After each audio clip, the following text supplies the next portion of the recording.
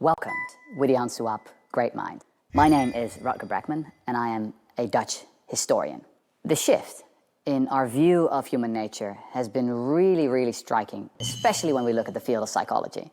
Psychology has really gone through a revolution in the last 20 to 30 years. So many findings that we used to believe in have been completely and utterly and totally debunked. I want to talk in particular about one of the most famous findings of psychology that was actually first established in the 1960s, and that is called the bystander effect. You might have heard about it. You know, it's about the question, how do people respond to a local emergency? Someone is drowning, for example, and people witness it happening, or someone's attacked in the street and bystanders witness it happening. And then the question is, what do we do? What would you do? Would you help? Would you intervene? Or would you say, it's not my responsibility and just maybe someone else should take charge here? And what would you do? Now, in the 60s, there was a really famous case of a woman named Kitty Genovese. Kitty Genovese was stalked for almost an hour in a very respectable neighborhood in New York called Kew Gardens, where, you know, relatively rich people lived. She was stalked by a man who attacked her 2 times, actually, with a knife, and in the end, even killed her. Now, initially, the murder didn't attract all that much attention. You know, it was a city where hundreds of people were killed every year. Crime was relatively high, and, well, I mean, this was just one of the many tragic cases. But then 2 weeks later, there was a story on the front page of the New York Times. And the story said that supposedly 37 people had witnessed the murder happening, and 37 people had done nothing. There was even a couple, it was said, that had put chairs in front of their windows, dimmed the lighting for a better view, and just watched what was happening while this woman was being stalked and eventually murdered, as if it was some kind of entertainment show or something like that. So this, at the time, was deeply shocking to people. You know, they thought, what does this say about us? What does it say about human nature? What does it say about modernity? What does it say about the cities and the urban apathy of today?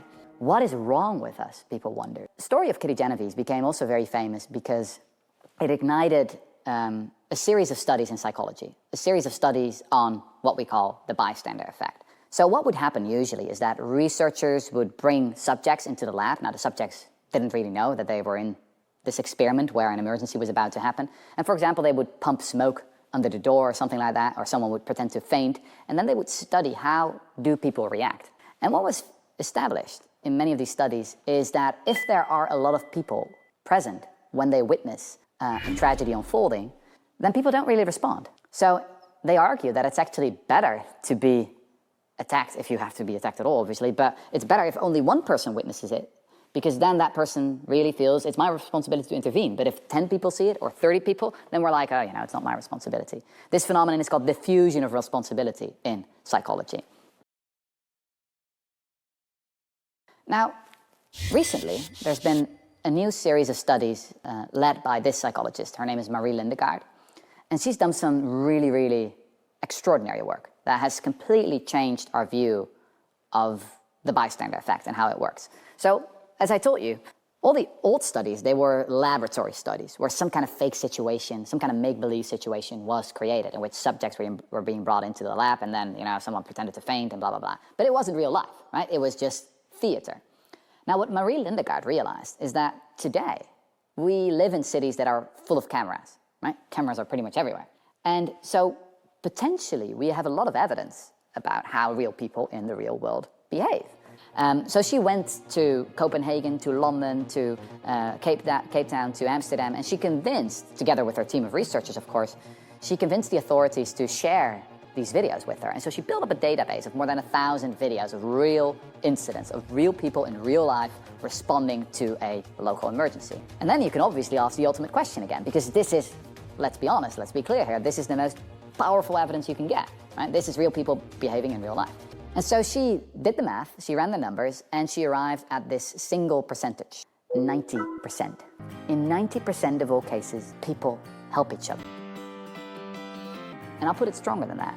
What Lindegaard and her colleagues also found is that actually, if more people witness something bad happening, it is more likely that you'll be helped because people find support in each other. So what happened here was pretty extraordinary, right? We have a finding in psychology that was established, you know, with dozens, maybe even hundreds of studies. Now suddenly we had new, much more reliable evidence that showed, no, we had it wrong all along. Actually, this is how people really behave. And we can be much more optimistic about what our instinct and our first impulses as human beings really are. Then the question is obviously, but what about the Kitty Genovese story, right? What happened there? Well, actually, the researchers have also gone into the archives there, and they've discovered that the real story of Kitty Genovese is very, very different from the story we've always been told. So we now know that she didn't die alone, but she died in the arms of a friend who rushed to her aid. And what about the 37 people who witnessed that attack? Well, they were probably asleep, you know? It was in the middle of the night. That's what come out of the archival research. Maybe some people heard something, but there was a bar on the corner of the street as well, so they were used to hearing some noise. And there's no one, or pretty much no one, who really watched it happen. Here we have a story of journalists and media spreading a story that was almost like too good not to be true, right? It was a too good story to fact check, as they sometimes say. And it spread as some kind of virus, right? And we started to believe it, even completely wrong. Now, this is also what happened in another study that I want to talk about with you. It's another psychological study, and this study is actually the most famous study that was ever done in the history of psychology, and you have probably heard about it.